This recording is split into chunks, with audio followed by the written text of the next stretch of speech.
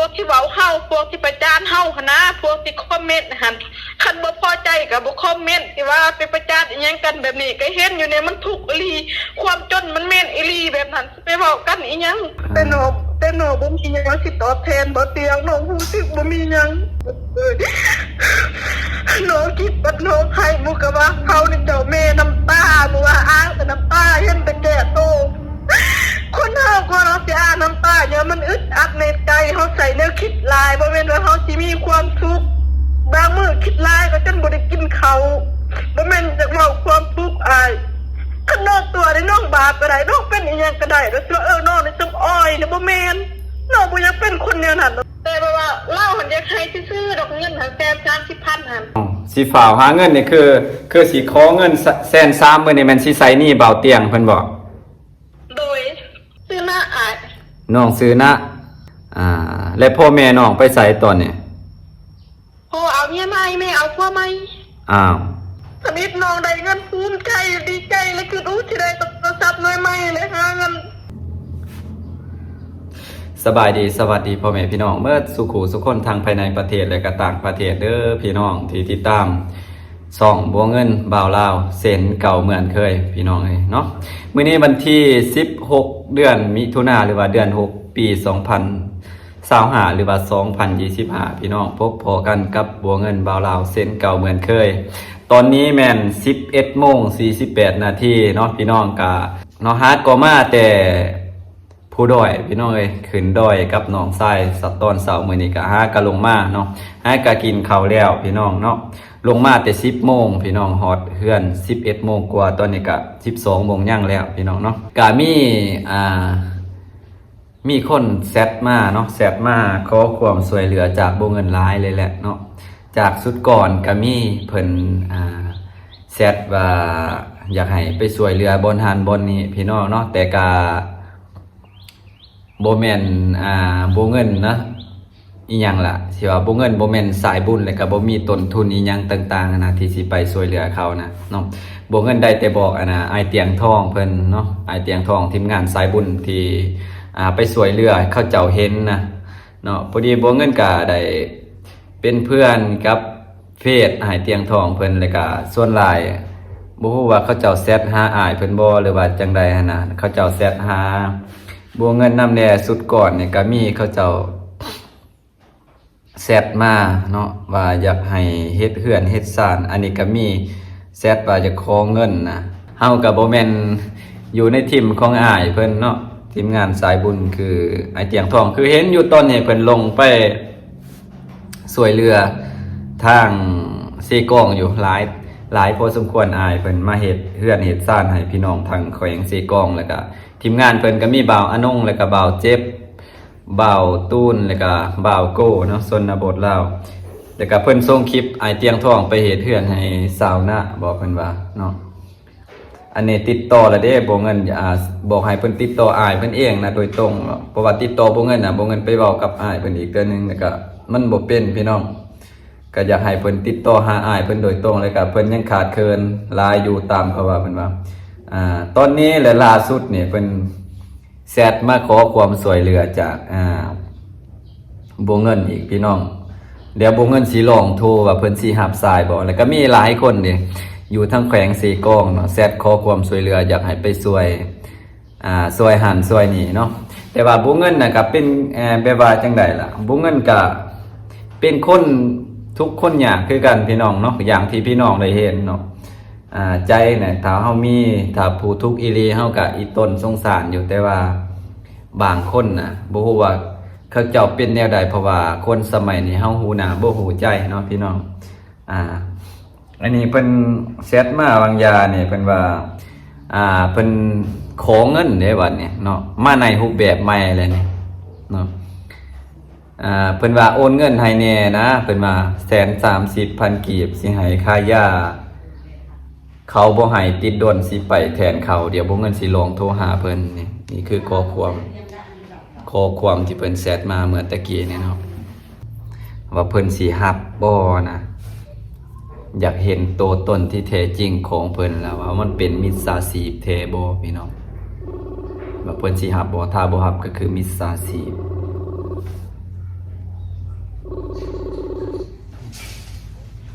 อาโล หนองบัวไฟเมืองพัทแตงเขาอยากเป็นโกง เป็นอะไรตอนนี้เป็นอะไรเปิดกล้องหน่อยดูเปิดกล้องเนี่ยอ่า ใคร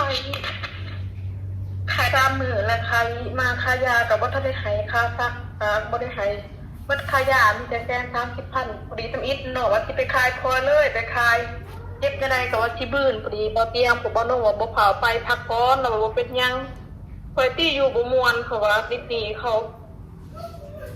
อ่าฮะน้องติดต่อเบาเตียงเลยบ่ ติดต่อเมื่อวานนี้บ่เตียงมาพอดีเพิ่นให้เงินค่ายาพอดีน้องหันว่าบ่เอาอ้ายกระทุกอยู่แล้วอ้ายกระทุกมาซำนี้แล้วอ้ายก็หมดให้น้องซำนี้แล้วไผว่าอ้ายสิน้องสิยืมเอาเพราะว่าบ่ยืมนำบ่เตียงบ่เป็นหยังเพราะว่าผู้เฮาซื้อยามันด่วนแบบเขาว่าบ่ให้ติดดุลแบบด่วนนะเขาก็จะเอายาเขาหันไปเอาเงินบ่เตียงก่อนใช่มั้ยแล้วก็ติดหนี้บ่เตียงอีก130,000 เมื่อวานนี่บ่ โดย เมื่อวานนี่ติดน้องเอาเงินนำไอเตียงเพิ่นเท่าไหร่ 130 130,000น่ะมันแบบว่าไอเตียงเพิ่นเว้าจังใดกับน้องตอนเอาเงิน130,000กีบ เพื่อนท่านว่าได้บัตรได้กะโอนบัตรนั้นแล้วว่าบ่เข้าก็ได้ดอกมีแต่ว่าให้น้องพักผ่อนก่อนให้เช้ามื้อจะบ่เข้าไปหรือว่าญาติว่าจะเป็นรถเป็นอีหยังไปบ่ทางน้องเองก็อยู่บ่ม่วนติดหนี้หมู่แบบผู้บ่ม่วนนะติดหนี้หมู่เขาหม้อก็หมดตัวหม้อมื้อนั้นก็หมด200,000ป้ายเนาะหม้อมื้อนั้นพอดีกับตัวซักยาอยู่เฮือนพอดีก็หมด300,000ป้ายพุ่น อ๋อ โดย อันนี้ก็ นี่เลยยาตัวละ ใส่ยาแนวใดที่ อันนี้หันยาแต่อันนี้หันใบตัวเขาพุงโมตัวนี้ใบเขาพุงโมเขามือนั่นแล้วนอนพุงโมอันนี้หันยาแต่บาเกี้ยวเราซื้อดีเราซื้อยาตัวนี้เพื่อนซื้อวันนี้กับตัวนี้ผมก็ทันได้ถามว่าเราซื้อยามุดเท่าไรนะผมก็ยัดใส่เหล้านะนี่ก็เหล้าซื้อนี่ตัวนี้หันนอกซื้อเองยาวิตามินนอกซื้อเองตัวนี้หันแพทย์ว่างคุณเบนแพทย์ว่างกับตัวนี้หันว่างโดยตัวนี้หันจะแพทย์ว่างคือกันตัวนี้กับแพทย์ให้ลายและยาปัวตัวนี้เนี่ยติดหัวนอกซื้อเองตัวนี้ปลาเนี่ยก็ซื้อเองปลายังเม็ดนึงกับนี่และยาเราซื้อหันกับปุ้งและเด่นอันนั้นอยู่กับปุ้งกินมันมัดเราให้ปุ้งโดยน้องเราอยู่โดยไอ้น้องก็อยู่ผู้เดียวเราน้องอยู่บ้านใดแท้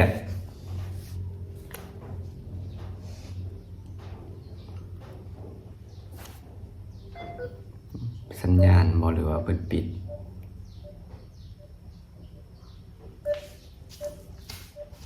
ไปนี่ปะอยู่คนเดียวแล้วอยู่นี่โอ้ยสัญญาณบ่มีเอาอีกโทรอีกเทื่อหนึงเดี๋ยวโทรอีกเทื่อหนึงเป็นนำสัญญาณบ่เงินบ่หรือว่าจังได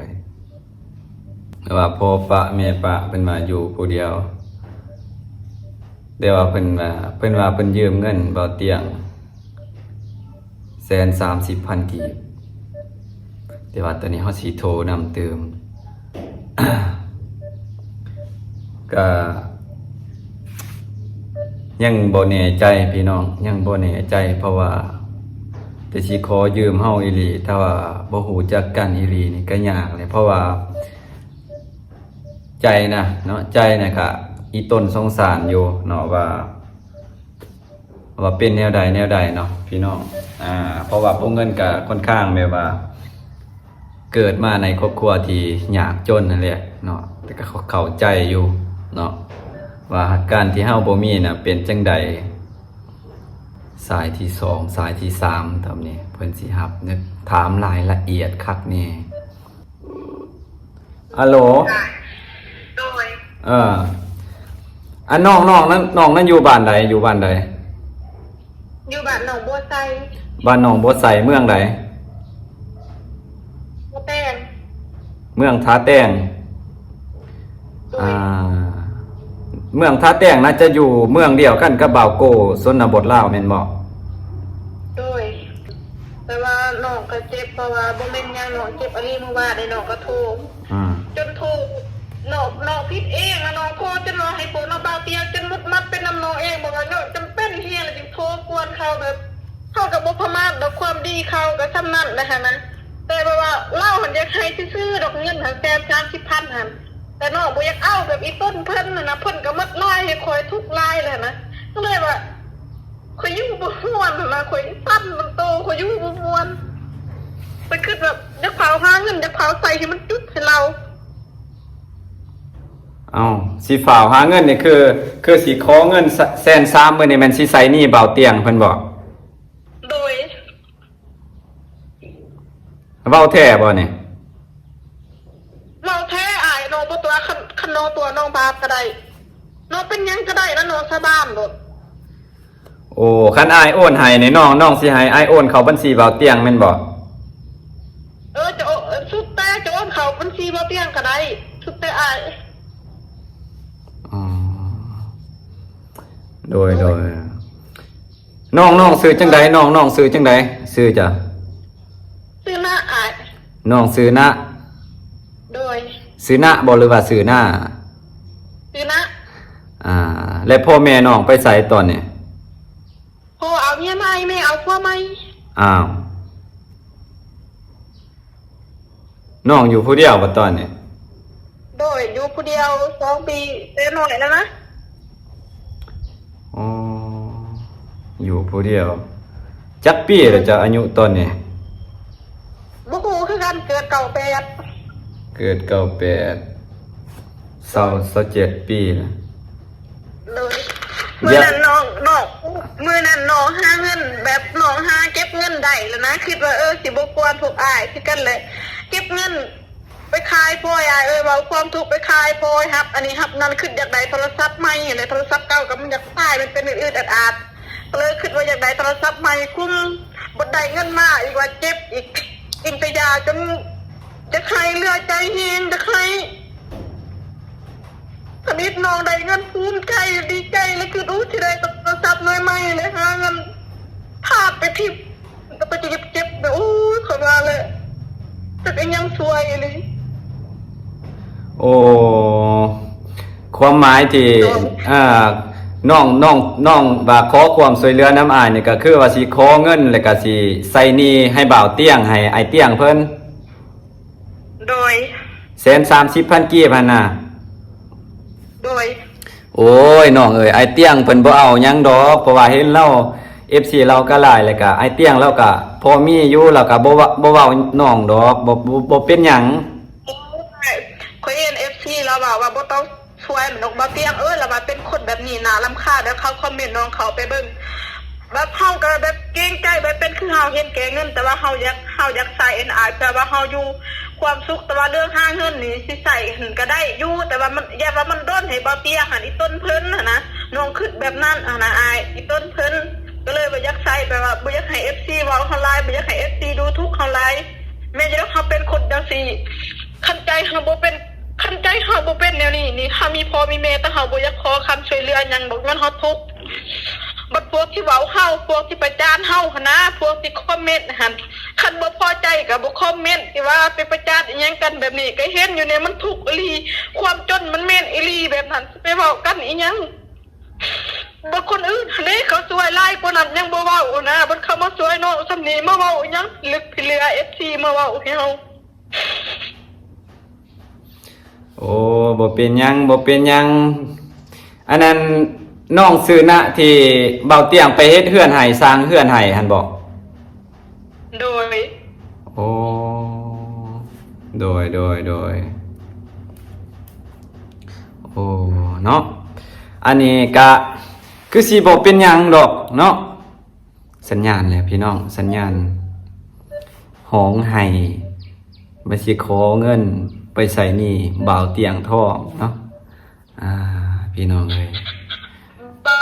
คนอยากจะสั่งเขานะเอ้ยบางคนบัดเก็บมาสักยายังสั่งเขาก็ไว้เอายังก็สักยาให้มันตาย เอาวันนี้สายหลุดไปเลยโอ้พี่น้องเอ้ยเนาะอันนี้ก็ในความคิดของโบเงินนะเพิ่นน่าจะไปคือเพิ่นเบาเลยไปเบิ่งคอมเมนต์คลิปไอเตียงเพิ่นเลยครับเห็น FC เล่าคอมเมนต์แล้วก็เพิ่นบ่พอใจแล้วก็เพิ่นไปว่ารู้สึกอาย FC ของไอเตียงเพิ่นเนาะแล้วว่าเพิ่นก็อยากเอาไหม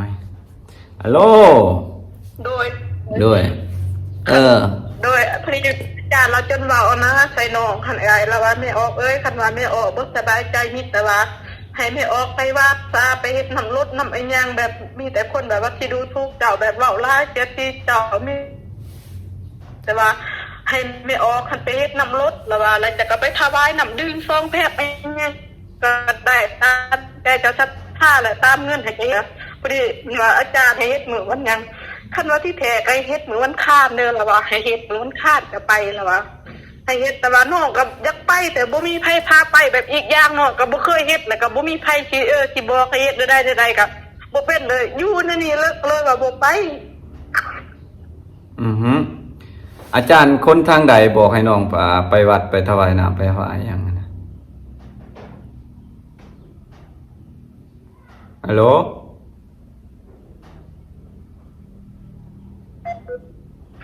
เฮาคือนึงอีกอย่างเฮาก็บ่มีรถเพิ่มมาเฮาก็บ่มีเวลาอีก3เฮาก็บ่อยากรบกวนบ่เตียงหลายเพราะว่าเราก็ซับซ้อนหลายเฮาก็เลยบ่อยากรบกวนเราก็เลยไปยาแล้วมื้อใดว่าจังสิไปเองคิดแนวนั้นนะบ่เป็นเฮาก็สิถามอาจารย์แบบเฮาบ่อยากรบกวนบ่เตียงเฮารบกวนเราหลายแล้วนะเฮาบ่อยากรบกวนเรานะอาจารย์เราเป็นคนอยู่ทางใดอาจารย์ทางฝั่งไทยเพิ่นบอกหรือว่าทางฝั่งลาวอาจารย์อยู่พังลาวแต่เราอยู่วัดปักซองเราแนะนำให้เฮานะเราเห็นเฮาทุกข์ใจแบบเฮาลงสตอรี่ลงเฟซอย่างเงี้ยนะพอดีอาจารย์ก็เลยบอกว่าไม่ออกคือสิทุกข์ใจแฮงเนาะแม่นเขาว่าทุกข์ใจแฮงว่าพอดีไม่ออกอยู่ใจกินจังได๋ปีข่อยก็บอกว่าไม่ออกก็อยู่พอได้กินเขาก็ว่าพอได้เบิ่งพอเตียงหั่นแหละเขาว่าบ่เตียงทองมาช่วยเขาว่าแล้วว่าเราช่วยยังนี้ไม่ออกดิเฮาก็เว้าเราช่วยเขาช่วยพระกระป๋องพอดีนะเขาเพิ่นก็ว่าช่วยมีช่วยไข่และเขาว่าช่วยเครื่องนุ่งห่มและเขาว่าที่เฮาบ่มีและพอดีเพิ่นก็อธิษฐานว่าสาธุเพิ่นว่าให้พอออกเตี้ยมุ่งมาปรารถนาสิ่งใดขอให้เราได้สิ่งนั้นเด้อแล้วว่าแล้วก็อนันต์อธิษฐานแล้วก็เว้าจมไม่ว่าให้พอออกเตี้ยให้มีบุญมีหยังที่ว่านำช่วยเหลืออีหยังนะพอดีน้องก็เลยก็ว่าสาธุนำเด้อเขาว่าแล้วนี่เขาว่าให้บุญศักดิ์สิทธิ์คุ้มครองเพิ่นอีหยังเทวดาหั่นนะซุมื้อนี้น้องนี่เพิ่งจะพอเตียงแล้วบ่ประมาทแล้วดอกอายเอ้ยพอเตียงดีนะน้องซุมื้อนี้ดี FC ในส่วนหลายบ่ได้ว่าแม่น FC ส่วนหลายนี่เขาบ่ได้เพิ่งอีหยังดีแต่น้องบ่มีหยังสิตอบแทนบ่เตียงน้องรู้สึกบ่มีหยังโอ้บ่เป็นหยังอ้ายเพิ่นเต็มใจเฮ็ดแล้วบ่เป็นหยังแล้วก็น้องก็บ่ต้องคิดหลายเด้อต่อไปเด้อเศร้าคิดน้องคิดว่าน้องให้มุกว่าเขานี่เจ้าแม่น้ำตาบ่ว่าอ้างแต่น้ำตาเห็นแต่แก่โตคนเฮาคนเราสิอ้างน้ำตาเนี่ยมันอึดอัดในใจเฮาใส่แนวคิดหลายบ่แม่นว่าเฮาสิมีความสุขบางมื้อคิดหลายก็จนบ่ได้กินข้าวบ่แม่นจะเว้าความทุกข์อายคันน้องตัวได้น้องบาปก็ได้น้องเป็นอีหยังก็ได้แล้วสิว่าน้องนี่ซุบอ้อยนี่บ่แม่นน้องบ่อยากเป็นคนแนวนั้นดอกแต่ว่าแบบเฮาคิดลายแบบรู้สึกคิดลายแบบอึดอัดแบบบ่มีทางใดสิว่าสิให้ทางออกให้เฮาหั่นมันก็อึดอัดแบบมันตันในใจเฮาหั่นนะก็เลยแบบอยู่ก็แม่นอยู่ผู้เดียวแบบโดดเดียวโทรศัพท์นี่หันช่วงโทรศัพท์ตัวน้องโทรซุมื้อนี่ก็อันนั้นเราซื้อให้อาจารย์แม็กบอกเราซื้อให้ช่วงข่อยไปบวชอยู่วัดเด้เราให้พอเปิดธรรมะเราซื้อให้ด้วยนึงคันน้องเองบ่มีปัญญาซื้อดอกก็บ่พมาญาติคุณอาจารย์เราซื้อให้โดย แต่น้องอยู่บ่ม่วนขึ้นไปอีต้นบ่เตรียมแล้วเขาบ่มีหยังสิตอบแทนเรานะมื้อนั้นมื้อเรากลับน้องอุตส่าห์ไปแหละซื้ออันนั้นเก็บทำมักแล้วก็หาฮักดอกไม้ได้มื้อเราสิกลับเมื่อบ้านหั่นแล้วก็อันนั้นซื้อมักคุลินเล็กมาให้บ่ทันเพิ่นจะเบิ่งน้องเลือใจเลยน้องว่าเลยอย่าคายไปเองที่บ่ทันเพิ่นหั่นนะว่าสิตอนเพิ่นน่ะซื้อกระโพดยังมาให้เพิ่นบ่ทันเลยให้แบบคิดฮอดแล้วให้ อ๋อ โอ้ยมีหยังขัดอายมีเวลามาหลินนำเด้อ โดยโอ้ที่น้องที่น้องให้ห้องให้นี่ย้อนว่าบ่มีคิดหลายบ่มีแนวสิตอบแทนให้บ่าวเตียงเพิ่น โดย โอ้ยอันนั้นอ้ายอยากเว้าเติมให้น้องเด้อเข้าใจเด้ออ้ายเตียงเพิ่นเฮ็ดหันด้วยความเต็มใจเพิ่นบ่ต้องการบ่ได้หวังผลตอบแทนอีหยังเลยก็สิ่งที่อ้ายเพิ่นเฮ็ดก็ถือว่าอ้ายเพิ่นให้เฮาก็ถือว่าเป็นบุญของเฮาที่เพิ่นเฮ็ดให้น้องบ่ต้องคิดหลายเด้ออันนี้เด้อ โดย อ่า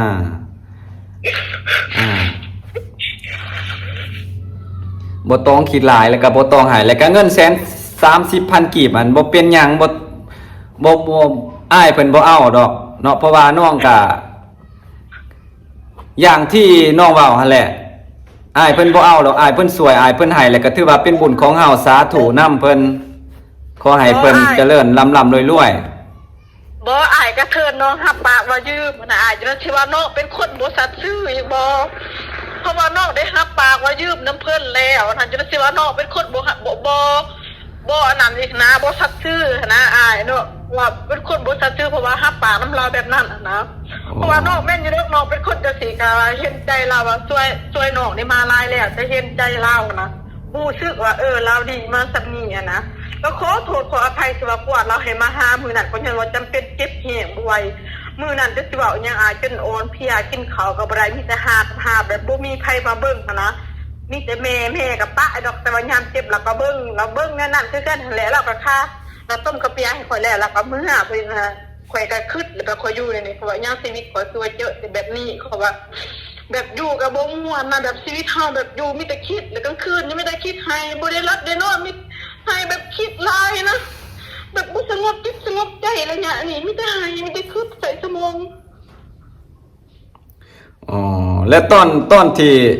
ไอ้เตียงเพิ่นให้เงินแสนก่อนที่เพิ่นสิให้เงิน130,000กีบหั่นน้องเฮ็ดแนวใดน้องไปหารยาบ่ น้องเราว่าน้องไปกวดไปซักยาไปกวดซักยาโดยไปกวดไปซักยาแต่นำทัน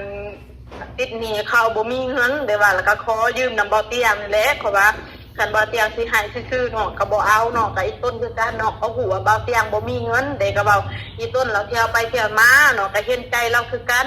พี่เราก็ว่าเราว่าสิให้ซื่อแต่น้องให้บ่เอาแบบน้องแบบว่าคิดอยากใส่เหล้าหั่นนะคือแบบต้นเหล้าหั่นนะแต่ว่าทางบ่าวเตียงเพิ่นว่าสิให้ซื่อๆแม่นบ่โดยแต่น้องบ่เอาโอ้อันนี้ก็บ่เป็นหยังเพราะว่าอ้ายเพิ่นว่าสิให้ซื่อๆแล้วบ่เป็นหยังดอกน้องบ่แต่ว่าบัดน้องสิใส่พอดีแล้วว่าคันจะสิใส่ก็ใส่คันจะบ่ใส่บ่ว่าหยังแต่ขออาจารย์บ่ทันขออยากพาหาเงินไปขายพลอยเพราะว่าสิไปมื้อนี้พวกที่อันนั้นพวกอันนั้นเตี้ยว่าบ่พาไปพวกบ่นุ่งว่าให้จะพักก่อนว่าจะให้จะมีแรงก่อนเพิ่นว่าเพิ่นจะไปเลยแบบใจฮอดนะดีซำใดซำนึงเลยอยากไปเลยแบบบ่อยากดูแล้วนะแบบจะไปเลยอยากหาเงินนะแบบคิดอยากได้โทรศัพท์แน่คิดอยากใส่นี่หมู่แน่เลยนะคิดนั่นน่ะเลยเดี๋ยวอ้ายสิเว้ากับไอ้เตียงเพิ่นเติมเนาะอันสำหรับอันนี้ก็น่าสิบ่เป็นหยังเนาะที่น้องขอความช่วยเหลือก็คือสิขอยืมเงินแล้วก็แม่นแหละสิขอความช่วยเหลือว่าสิใส่หนี้ให้ไอ้เตียงเพิ่นใน130,000กีบนี่เนาะโดยบ่เป็นหยังดอกน้องอย่าคิดหลายเด้อโดยเดี๋ยวอ้ายสิล่มกับทีมงานเพิ่นก่อนโดยมีเวลาบางทีก็สิได้พอกันเพราะว่าอ้ายก็บ่ได้อยู่ทีมกับเพิ่นหรอกแต่ว่าก็ ฮู้จักและก็ติดตามเป็น FC เพิ่นมาดนแล้วแต่ว่าเท่าที่เห็นอ้ายเพิ่นเฮ็ดหยังทุกอย่างน่ะบ่ว่าจะเฮ็ดเฮือนเฮ็ดอีหยังต่างๆหั่นน่ะอ้ายเพิ่นบ่ได้หวังผลตอบแทนมีแต่ว่าเฮ็ดแล้วก็ถือว่าผู้รับก็ดีใจและผู้เฮ็ดก็ดีใจไปว่าต่างคนต่างมีความสุขอะนะถือว่าเพิ่นได้เฮ็ดแล้วเพิ่นก็มีความสุขแล้วก็เป็นบุญของเฮาเป็นผู้รับที่ได้เฮ็ดที่ได้รับจากเพิ่นแล้วก็ที่เพิ่นเฮ็ดให้นะถือว่าเป็นบุญของเฮาอีหยังที่เพิ่นให้เฮาถือว่าเป็นบุญแล้วก็เฮาก็บ่ลืมบุญคุณของผู้ให้ก็พอแล้วเนาะบ่เป็นหยังจะสิคิดหลายโดยขอบใจเด้อมีโอกาสสิพอกันเดี๋ยวอ้ายสิเว้ากับเบาโก้เบาอนงก่อนถ้าอันนี้เพิ่นสิตอบอ้ายโดยมีหยังก็ให้เขามาลิ้นมาแวะนำคันว่า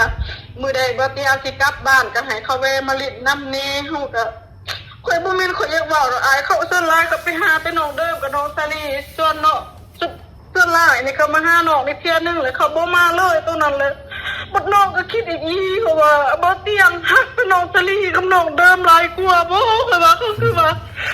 บัดมาหาน้องแต่เที่ยเดียวบ่เขามาหาน้องงั้นน้องซาลีกับน้องเดิมหันลายเลยเขาว่านี่ก็ไปหามื้อซื่นก็ไปหาอ๋อโอ้ยแบบน้องรู้สึกว่าพวกอายคือสิฮักพวกนั้นหลายกว่าน้องแบบน้องรู้สึกแล้วน้องน้อยใจโดยอ้ายก็บ่ได้ไปนำเพิ่นแล้วก็บ่ได้ทันบ่ทันได้เข้าทีมงานนำเพิ่นก็แต่ว่าก็มีหยังก็โทรมาก็อ้ายอีหยังที่พอเข้าใจอีหยังที่มันพอถูกต้องแล้วก็พอแบบว่าปรึกษาได้ก็ปรึกษาโลดบ่เป็นหยังโดยแล้วก็เรื่องเงิน130,000กีบนะบ่ต้องคิดหลายเดี๋ยวมีหยังล่ะสิคอยเคลียร์นำหลังโดยน้องซื้อนะเนาะสาวนะที่เบาเตียงไปเฮ็ดเฮือนให้หั่นเนาะโดยขอบใจน้องมีโอกาสก็สิพอกันแล้วก็น้องก็บ่ต้องคิดหยังหลายคืออ้ายว่าแหละอีหยังที่เพิ่นเฮ็ดให้เฮาแล้วก็เพิ่นก็บ่หวังผลตอบแทนหยังดอกขอเห็นเฮามีชีวิตที่ดีขึ้นแล้วก็มีความสุขที่ดีขึ้นนะก็พอใจแล้วสำหรับคนที่หรือว่า FC เพราะว่าคนหลายคนก็คิดบ่คือกันเด้เขาเว้าเนาะก็ต้องยอมรับแล้วก็ต้องรับฟังบ่ต้องไปตอบโต้บ่ต้องไปดราม่ากับเขาหั่นนะโดยบ่ได้แต่น้องอ่านในเขาคอมเมนต์ชื่อก็บ่ได้ด่าน้องเขาไปเบิ่งแบบอ่านในคอมเมนต์ชื่อก็บ่ได้เว้าอีหยังนะโดยเสร็จแล้วโดยอันนี้แหละโดยโศกดีเอาพี่น้องเลยเนาะกะพี่น้องหลายๆคนหลายๆท่านก็น่าจะได้ยินเนาะ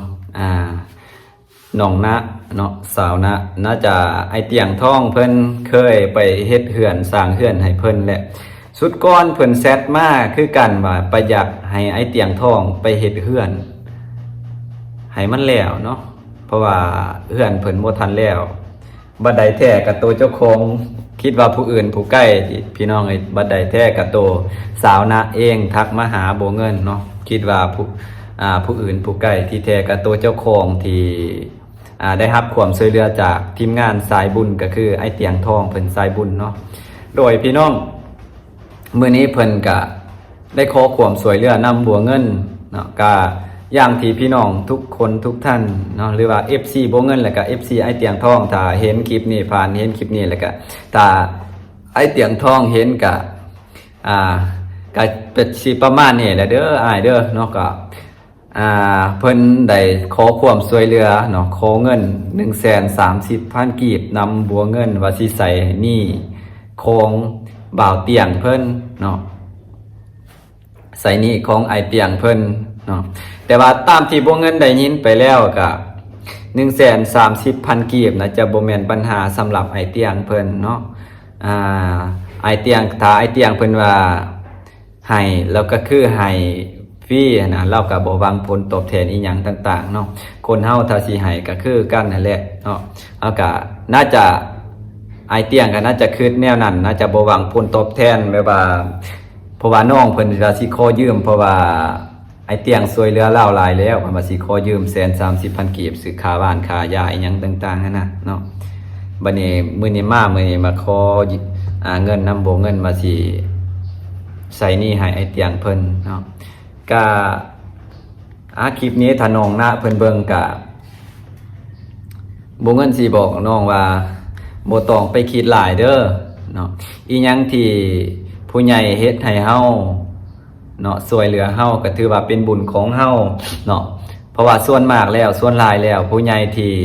ช่วยเหลือสนับสนุนเฮาเขาเจ้าอยากเห็นเฮามีชีวิตที่ดีขึ้นมีความสุขที่ดีขึ้นแหละอีหยังล่ะถ้าเฮาสิไปตอบแทนเขาเจ้าเฮาสิคิดแนวนี้เฮาก็บ่มีแนวสิตอบแทนเขาเจ้าอยู่แล้วเนาะคนผู้ให้เนาะก็ถือว่าเป็นบุญของเฮาหรือว่าเป็นบุญของน้องที่ได้รับการช่วยเหลือจากบ่าวเตียงและจากพ่อแม่พี่น้อง FC ทั้งภายในและก็ต่างประเทศที่คอยหนุนหลังสนับสนุนเนาะทีมงานสายบุญเพิ่นเนาะโดยพี่น้องเนาะคลิปนี้ก็จะประมาณนี้แหละพี่น้องก็คือน้องณโทรมาห้องไห้หำไห้ขอเงิน130,000 กีบสิใส่หนี้ให้ไอเตียงทองเพิ่นเนาะแต่ว่าบ่เงินน่ะคิดว่าไอเตียงเพิ่นน่าสิบ่เอาแล้วเนาะและสุดท้ายแล้วเราก็บอกว่าน่าจะหน่อยใจแน่น้อยนึงเพราะว่าไอเตียงลงมาไปหาแต่น้องเดิมน้องอีหยังล่ะน้องซาลี่บ่ได้ไปหาเพิ่นเนาะแต่ไอเตียงมีเวลาก็ไปหาน้องณเนี่ยเด้อไอเตียงเด้อเนาะคลิปนี้ก็จบเพียงส่ำนี้ขอบคุณขอบใจเด้อพ่อแม่พี่น้องทางภายในและก็ต่างประเทศที่รับเบิ่งรับชม